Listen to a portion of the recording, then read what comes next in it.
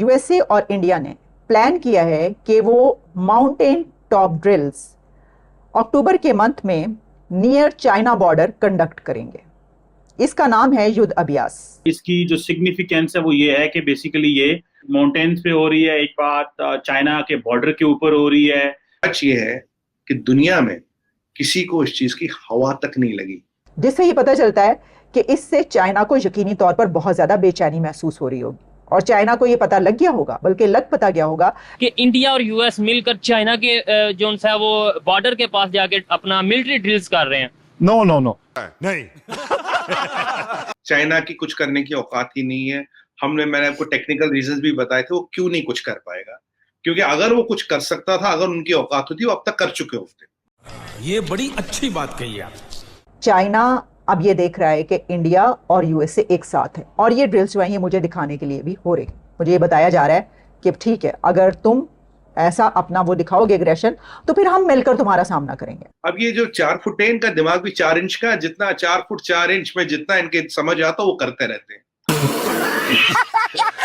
ये आपको प्रेडिक्ट कर चुका था, कुछ नहीं करेंगे, घर चले गए। मतलब चाइना वन पॉलिसी पे किस लिए कह रहा है? इसलिए कह रहे हैं उसके डिफेंस स्ट्रांग है, इकोनॉमी स्ट्रांग है, उसकी वन पार्टी सिस्टम। कल को इंडिया की भी डिफेंस स्ट्रांग हो जाती है, इकोनॉमी स्ट्रांग हो जाती है, फिर वो कह ले जब भी बयान देता है ना चाइना के जो ऑफिशियल बयान आते हैं, दोज आर वेरी अनडिप्लोमेटिक।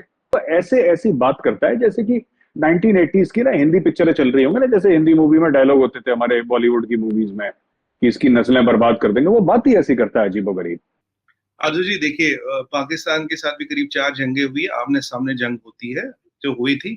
ये लोग कभी सामने से नहीं आते, ये पीठ में खंजर भोंकने में इन्होंने पीएचडी कर रखा है। उफ, उफ, उफ, उफ।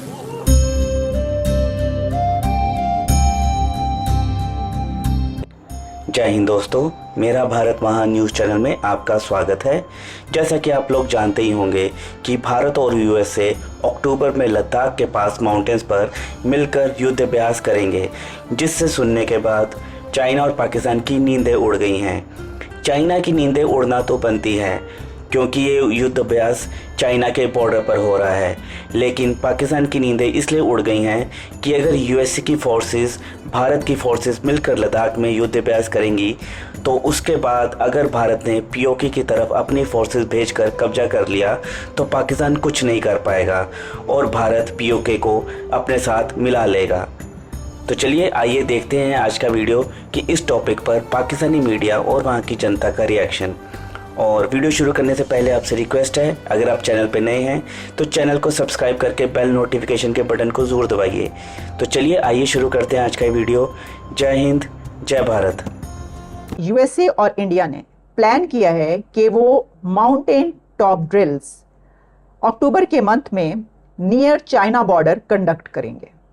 इसका नाम है युद्ध अभ्यास। अब युद्ध अभ्यास कोई पहली मर्तबा नहीं हो रहा, इसके तो कई एक एडिशंस हो चुके पहले, बल्कि इससे पहले युद्ध अभ्यास यानी कि वॉर एक्सरसाइज जो हुई थी यूएसए और इंडिया की, वो अलास्का में हुई थी और वो भी हाई अल्टीट्यूड एक्सरसाइज कहलाई गई, जिससे ये पता चलता है कि इससे चाइना को यकीनी तौर पर बहुत ज़्यादा बेचैनी महसूस हो रही होगी और चाइना को ये पता लग गया होगा, बल्कि लग पता गया होगा कि ये ड्रिल्स जो चाइना बॉर्डर के करीब रखी गई हैं उसकी वजह यह है कि यूएसए चाइना को ये बताना चाहता है कि ताइवान के मसले पर मैं अकेला नहीं हूँ और मैं तुम्हारे ऐसे दुश्मनों को अपने साथ मिलाकर तुम्हारे खिलाफ दुश्मनी करूंगा और तुम्हारे लिए एक बड़ा मसला क्रिएट करूंगा कि जो तुम अभी तक अकेले ही टैकल करे थे, अब तुम्हें मुझे भी उनके साथ देखना होगा। चाइना अब ये देख रहा है कि इंडिया और यूएसए एक साथ है और ये ड्रिल्स जो है ये मुझे दिखाने के लिए भी हो रही। मुझे ये बताया जा रहा है कि ठीक है, अगर तुम ऐसा अपना वो दिखाओगे एग्रेशन, तो फिर हम मिलकर तुम्हारा सामना करेंगे। कि इंडिया और यूएस मिलकर चाइना के जो है वो बॉर्डर के पास जाके अपना मिलिट्री ड्रिल्स कर रहे हैं। नो नो नो, लेकिन आप अपने फॉरेन पॉलिसी के मद्देनजर रखते हुए ये बिल्कुल ऐसा नहीं करेंगे, क्योंकि चाइना को भी सपोर्ट करने वाला रशिया है, पाकिस्तान है, मतलब न्यूक्लियर पावर है।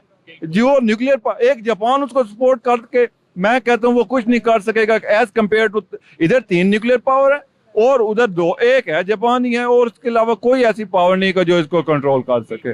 जो वजह है कॉन्फ्लिक्ट की, जो रीजन है वो ये है वन चाइना पॉलिसी, जिसकी बुनियाद पर वो अपना कॉन्फ्लिक्ट को बढ़ा रहे हैं या वो कह रहे हैं कि ताइवान हमारा हिस्सा है, ये हमारे साथ ही अटैच होगा, ठीक है, और पाकिस्तान इसकी सपोर्ट कर रहा है। वो बिल्कुल हम सपोर्ट कर रहे हैं। ठीक है, कल को इंडिया अगर वन इंडिया पॉलिसी ले आता है या इस तरह का कोई चीज ले आता है कि जी पाकिस्तान और बांग्लादेश हमारे ही हिस्सा थे, ये हमारे साथ आने चाहिए, फिर पाकिस्तान का क्या, हम लोगों का क्या रिएक्शन? ऐसा बिल्कुल नहीं हो सकता। इंडिया किस बेस पे ले हो तो नहीं, मेरी बात सुने ना। देखें, हम उधर वन चाइना पॉलिसी को सपोर्ट कर रहे हैं, तो इधर हम इस पॉलिसी के अगेंस्ट कैसे करेंगे? एक क्वेश्चन है, जस्ट मैं ये नहीं कह रहा होना चाहिए नहीं होना चाहिए। आप उसका थोड़ा बैक आए ना। जी जी, क्योंकि हमेशा ना जो मुझे सुन रहे हैं, जिनको आप जहां तक मेरी आवाज पहुंचेगी, मतलब चाइना वन पॉलिसी पे किस लिए कह रहा है? इसलिए कह रहे हैं उसके डिफेंस स्ट्रॉन्ग है, इकोनॉमी स्ट्रॉन्ग है, उसकी वन पार्टी तो सिस्टम। कल को इंडिया की भी डिफेंस स्ट्रांग हो जाती है, इकोनॉमी स्ट्रांग हो जाती है, फिर वो कह ले इंडिया में सारी फॉरेन डायरेक्ट इन्वेस्टमेंट है। फॉरेन डायरेक्ट इन्वेस्टमेंट में बाहर के लोगों का सारा काम है, इंडिया का अपना कुछ काम नहीं। वो इस बेस पे कुछ कह ही नहीं सकता कि मेरी कि अगर चाइना की दफा हम सपोर्ट कर रहे हैं वन चाइना पॉलिसी को, इंडिया अगर ऐसी पॉलिसी ले आए तो फिर हम क्या कहेंगे? हम बिल्कुल इसकी सपोर्ट नहीं करेंगे। क्यों, क्या वजह? इंडिया ने हमसे कश्मीर लिया, बांग्लादेश हमसे अलहदा करवाया। ये दो मेन फैक्टर्स है जिसकी वजह से India as well as Pakistan का कॉन्फ्लिक्ट है, जो आज तक नहीं खत्म हो सकता। जो इंडिया की और अमेरिका की जॉइंट एक्सरसाइज हो रही है, जिसको कहा जा रहा है वॉर प्रैक्टिस, युद्ध अभ्यास के नाम से, जो कहा जा रहा है 18 अक्टूबर से 31 अक्टूबर तक। और सारी बात है, इसकी जो सिग्निफिकेंस है वो ये है कि बेसिकली ये माउंटेन्स पे हो रही है। एक बात चाइना के बॉर्डर के ऊपर हो रही है, और इसकी जारी बात है उत्तराखंड में। तो आप क्या समझते हैं, इसकी क्या वैल्यू है? एक तरफ जो है वो अमेरिका के बारे में कहा जा रहा है कि उसने एक सेकंड फ्रंट जो है वो चाइना के हवाले से खोल दिया है। आप क्या समझते हैं, खास तौर पे जो नैन्सी पेलोसी का विजिट था उसके बाद इस मिलिट्री ड्रिल्स का होना, आप क्या समझते हैं कि वो जो गुलवान में जो कुछ हुआ था, वो जो मामलात खराब हुए थे, आप क्या समझते हैं कि अब American and Indians are sync military? वैसे तो ठीक है, डिप्लोमेटिकली पॉलिटिकली तो एक चीज है, लेकिन एक मिलिटरीली भी सिंक होना एक इसकी भी सिग्निफिकेंस है। क्योंकि देखिए, इंडिया ने न्यूट्रलिटी काफी दशकों से, काफी दिहाइयों से मेंटेन करके रखी है। लेकिन ये भी बात है कि जिस तरीके से बेधड़क रूप से चाइना धक्का दे रहा है, दुनिया को धक्का दे रहा है, भारत को धक्का दे रहा है, आई डोंट नो ये कब तक मिलिट्री न्यूट्रलिटी चल पाएगी। जैसे कि क्वाड है, all the rest of the members are happy to militarise the Quad. India ने अभी तक हाथ रोक के रखा है, तो ऑकस ने फिर जन्म लिया, जैसे you know better than me, AUKUS ने जन्म लिया। चीमा साहब, ऐसा है कि आई डोंट नो, क्योंकि चाइना को रिस्ट्रेंट या तो चाइना वीकनेस समझता है, या चाइना के ऐसी अंडरस्टैंडिंग है स्ट्रेटेजिक सिचुएशन की कि अगर इंडिया करना चाहता तो कर देता। इसका मतलब इंडिया अनविलिंग है लड़ने के लिए, या तो चाइना के मन में ये बात है।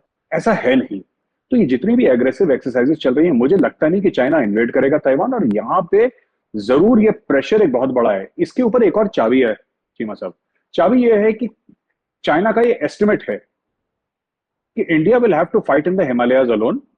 ठीक है, समुद्र में क्वाड है, ऑकस है, ये सब है, though India is not part of AUKUS, but just saying that Quad है वगैरह वगैरह है, बट हिमालयाज में तो India has to fight it alone.